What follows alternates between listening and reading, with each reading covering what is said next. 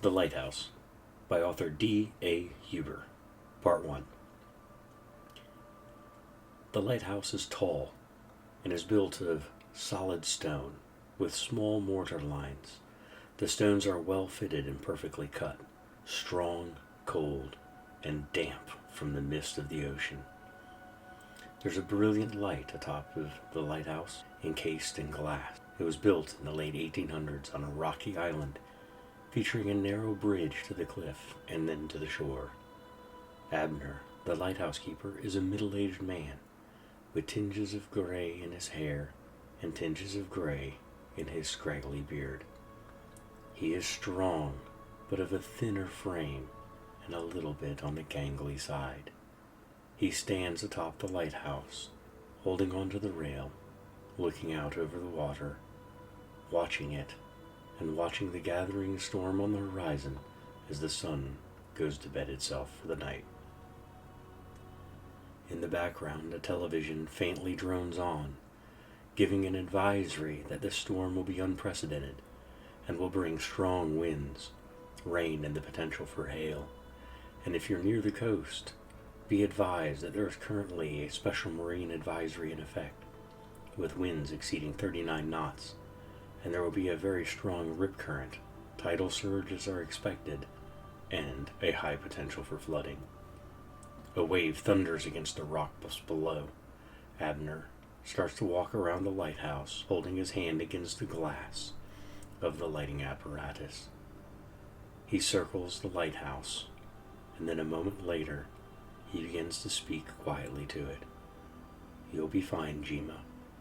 You've weathered towering waves of thundering water and stood still in the face of wild winds. The rain can't hurt you, and you're built to withstand all that can be brought against you. You've never let Alina down, and you'll not fail her in this storm either." Abner looks for a moment out over the water, one last moment, watching the waves below, and then slowly descends down the stairs, one step at a time, his hand running down the cold metal. He comes down the stairs and continues through the service room, through the storeroom, through his bedroom, and then down in and stops in the living room. The droning TV is reminding people to remain supplied and avoid the water, as it will be extremely dangerous. As it goes on with the news, Abner turns off the TV. He looks at his pile of books and picks one up. A moment passes as he ponders, and then he starts reading from the book. Time passes, and the sun beds itself to the night, and night falls. The storm rolls in. High waves and lightning crack through the skies. Flashes and illuminating shapes echo around in the darkness. Strange shapes in the waves and in the shadows undulate with the water, hiding in the very towering waves. Rain begins to pelt down. Deep inside, a mechanical whirring and clanking of the generator rattles slightly, the lights flickering. There's a crashing, thunderous wave.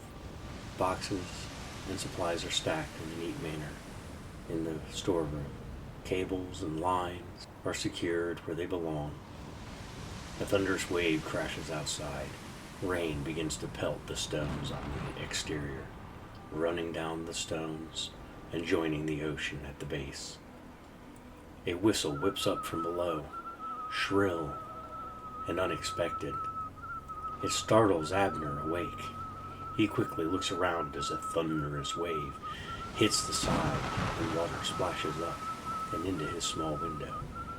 He looks around quickly asks, "What is it, Jima?" And the lighthouse quietly in the back of his mind responds, "Hot. Hot. It's very hot. Steam." Abner quickly looks around and scuttles down the stairs towards the mechanical room. There, he rushes in and stops at a wall of rolling steam. It's hot, and he feels it upon his face but he shields his face and moves into the steam. There, it starts to scald and burn him. Abner follows the hissing sound and finds the pipe with the rupture. He slides down the pipe with his hand, feeling around for the valve that he knows is there. His hand finds it, his fingers move it, and after a brief moment, he's able to shut off the valve, and the steam begins to dissipate. "Damn it," he says. "The light. Luminaria." Abner scrambles around frantically, grabbing supplies and finding tools, and starts to hurry himself in a chaotic fashion to repair the ruptured steam pipe. The light must stay on. "I've got to get this done," he said. The light can't go out." As he's working, Abner cuts his hand deeply, and blood starts to pour from the wound. It runs down his hand, down his fingers, and drips silently to the floor with small splatters. "Damn it," Abner says, struggling to get a hold of the seal tightened. Then he spins the valve and seals the hole.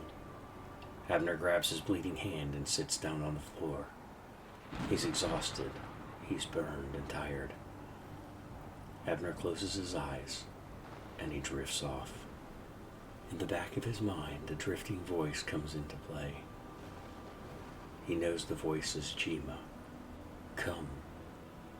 They hear, deep and Neptunian feeling, dark and void. "I am Father. I am Mother. Abyss, watery and cold, lightless and dark, cryptic and unknown. Here born are nightmares. Here lie dreams obscure. Listen, listen." Thundering waves, black as emptiness, bear all living and dead. Twisted and wet rising monsters are aberrations. Terrors and malformations are deep from deep and dark from dark. Twisting are strands ethereal of nights. I am unhinged and wanton and devoid. Terrors come. Evoke. Evoke. Evoke. Come, terrors. Devoid and wanton and unhinged am I?